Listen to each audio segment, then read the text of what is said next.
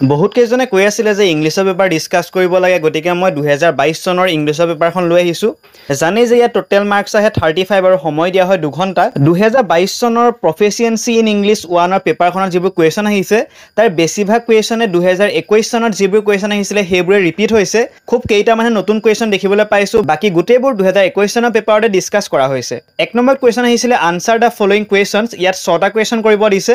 এক কে আছে প্ৰথমটো দিছিলে right the full form of IPA হেতু অলৰেডি ডিসকাস কৰা হৈছে আগতে বি নম্বৰ আহিছিলে how many pure vowels are there in English sound system হেতু ডিসকাস কৰা হৈছে সি নম্বৰ আহিছিলে put appropriate suffix for the words given below manage and fate এও ডিসকাস কৰা হৈছে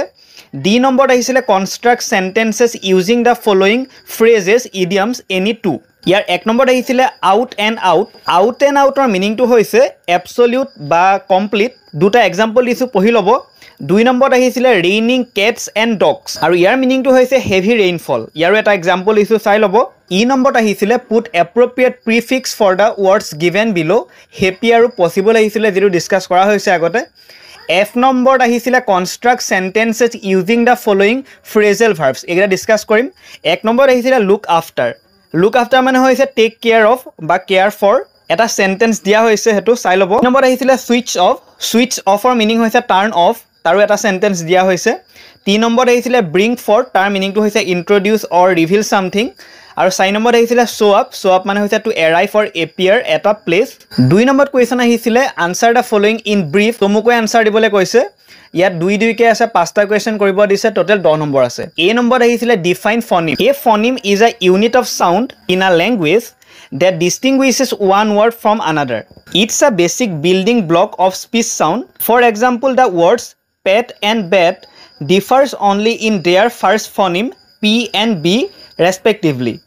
Phonemes are the smallest units of sound that change the meaning of a word. কিছুমান word থাকে যাৰ আমি প্ৰথম লেটাৰটো চেঞ্জ কৰিলে তাৰ যেটো মিনিং হয় হেতু কমপ্লিট বেলেগ হৈ গুছি যায় বি নম্বৰ আহিছিলে ডিফাইন লোকেল কম্প্ৰিহেনশন 2021 চনৰ পেপাৰত আহিছিলে গ্লোবেল কম্প্ৰিহেনশন ইয়াত আহিছে define local comprehension. Local comprehension refers to the ability to understand a specific text, conversation or communication within a particular context, often relying on shared knowledge, cultural references or local nuances. It involves understanding the literal meaning of the text or conversation, recognizing implied meanings, idioms. Local comprehension is essential for effective communication. C number question আহিছিলে differentiate between intensive reading and extensive reading. Intensive reading focuses on detailed in-depth analysis of a short text, example a poem, article or chapter.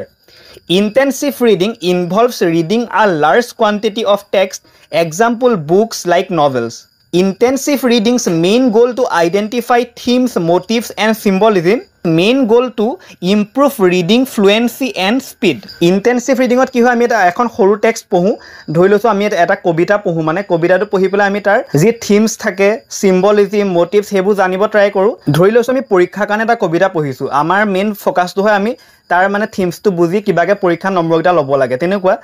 আনহাতে এক্সটেনসিভ ৰিডিংৰ হ'ব পাৰে আমি এখন novel পঢ়িছো তাত আমাৰ প্লেজাৰৰ কাৰণে পঢ়ো তাৰ পৰা আমি কিছুমান নলেজ ল'ব কাৰণে পঢ়ো বা আমি কিবা আৰ্টিকল পঢ়িছো তাৰ পৰা আমাৰ কিছুমান নলেজ আহে তাৰ কাৰণে পঢ়ো বা আমাৰ ৰিডিং ফ্লুয়েন্সিটো ভাল হয় আমাৰ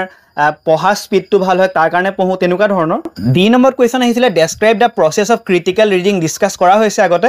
ই নম্বৰত আহিছিলে right briefly about 3 language formula এটো বহুত ধুনিয়াকৈ ডিসকাস কৰা হৈছে দীঘলকৈ চাই লব 3 নম্বৰত আহিছিলে design and oral discourse on any one of the situation given below 3 number আহিছে এ নম্বৰত আহিছিলে যে বাছৰ টিকেট বুকিং কৰা হেতু অলৰেডি ডিসকাস কৰা হৈছে 2021 চনৰ পেপাৰখনত বি নম্বৰত আহিছিলে এ টেলিফোনিক কনভাৰসেচন টু অৰ্ডাৰ ফুড এটো ডিসকাস কৰা নাই গতিকে এটো মই ডিসকাস কৰি দিছো এটা মই কনভাৰসেচন লিখিছো গতিকে এটো আপোনালোকে পঢ়ি চাই লব তাৰ পাছৰ 4 ৰ পৰা 8 লৈকে গুটেকিটা কোৱেশ্চন 2021 চনত আহিছে আপোনালোকে চাব পাৰে প্ৰত্যেকটো কোৱেশ্চনে ডিসকাস কৰা হৈছে আৰু যদি কিবা আপোনালোকে বুজি নোপোৱা থাকে জনাই দিব তেতিয়া মই নেক্সট ভিডিঅত হেতু ডিসকাস কৰি দিম গতিকে যদি ভিডিঅটো চাই ভাল পালে তেনে চেনেলটো সাবস্ক্ৰাইব কৰিব নাপাহৰিব এনেকুৱা ধৰণৰ ভিডিঅ পাই থাকিবৰ বাবে